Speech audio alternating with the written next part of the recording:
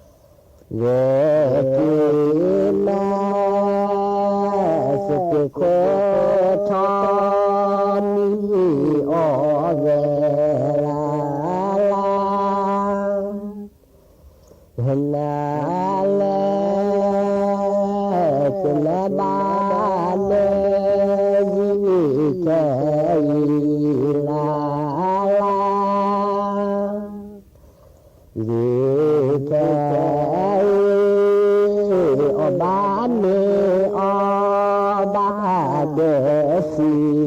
ลาลานาเลเปเวนี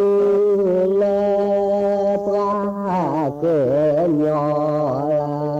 ลาปราเกญอ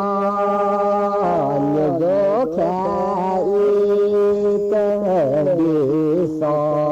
ลาลาพติอบามีลาลาอมีพติโดลาสาเสลาลาอาสาเสดิโอเสดิ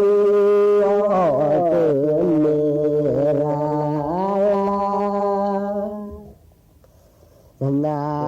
เลติเยดูเฮเน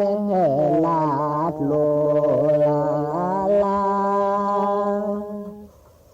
เนลาดโลบาเนอบาญาโพลาลาติชอแกตาเสดีปูลาลาเสดีปูสัทเตวิสาจุลาลาปฏิภาคุโลกีลาลาเมโลกีมิสิแคจูบาเอดีลาลานาเลพุดิเยสุราลาลาเสราบุดานาดี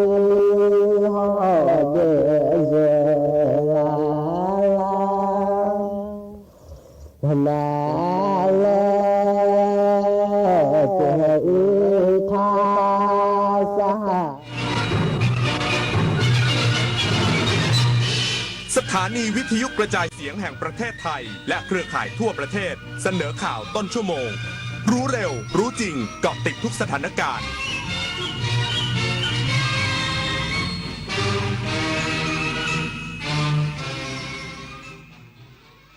รับฟังข่าวต้นชั่วโมง 10 นาฬิกากับผมบุญมาศรีหมาดครับกรมอนามัยชวนประชาชนร่วมปรับพฤติกรรมลดกิจกรรมก่อฝุ่นเพื่อเฉลิมฉลองเทศกาลตรุษจีนได้อย่างปลอดภัยอีกสักครู่กลับมาติดตามรายละเอียดครับ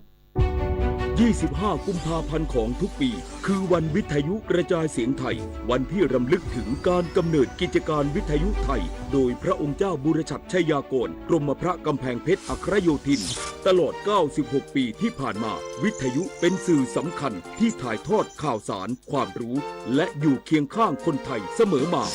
25 กุมภาพันธ์วันวิทยุกระจายเสียงไทยคุณค่าของเสียงที่อยู่คู่สังคมไทยดูสิลูกเขาโอนกำไรมาให้แม่แล้วนะลงไป10,000เดียวได้คืนมาตั้ง15,000เลยเขาหลอกให้แม่เชื่อเพื่อให้ลงเพิ่มไงเฮ้ยแต่เขาบอกว่ารอบหน้านะจะได้มากกว่าเดิมอีกไม่รู้ละ กลโกงเดิมๆแต่เหยื่อหน้าใหม่เกิดขึ้นทุกวันผู้สูงอายุสูญเงินเก็บทั้งชีวิตเพราะถูกมิจฉาชีพหลอกให้ลงทุนผ่านแอปหรือกลุ่มไลน์ช่วงแรกจ่ายจริงเพื่อให้เชื่อใจก่อนปิดเว็บหนีหายอย่าให้ความหวังกลายเป็นกับดักรู้เท่าทันสื่อรู้เท่าทันกลโกงขอเชิญเที่ยวงานพระนครคีรีเมืองเพชรครั้งที่ 39 วิมานฟ้าพระนครคีรีอัญมณีแห่งสยามชวนทุกท่านมานุ่งโจงห่มสบายชมศิลปะวัฒนธรรมพื้นถิ่นร่วมช็อปชิมชิลกับอาหารและสินค้าอัตลักษณ์เมืองเพชรห้ามพลาดกับไฮไลท์พลุที่ยิ่งใหญ่ทั่วฟ้าพระนครคีรี 20 กุมภาพันธ์ถึง 1 มีนาคมนี้ ณ พิพิธภัณฑสถานแห่งชาติพระนครคีรี จังหวัดเพชรบุรี มาร่วมสัมผัสเสน่ห์เมืองเพชรไปด้วยกัน